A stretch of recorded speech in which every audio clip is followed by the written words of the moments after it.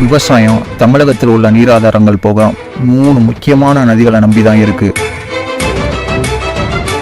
1 கர்நாடகா வழியா வர்ற காவேரி, 2 கேரளா வழியா வர சிலந்தி ஆறு, 3 ஆந்திரா வழியா வர பாலாறு. இத்தனை வருஷமா என்னதான் சின்ன சின்ன பிரச்சனைகள் இருந்தாலும் இந்த நதி மூலமா வர்ற தண்ணீர் விவசாயத்துக்கு சுமூகமா வந்துகிட்டு தான் இருந்துச்சு. ஆனா இப்ப நிலைமை அப்படி இல்லை. தமிழகத்துக்கு தண்ணி தர முக்கியமான நீர் ஆதாரங்கள்லாம் முடங்க போகுது.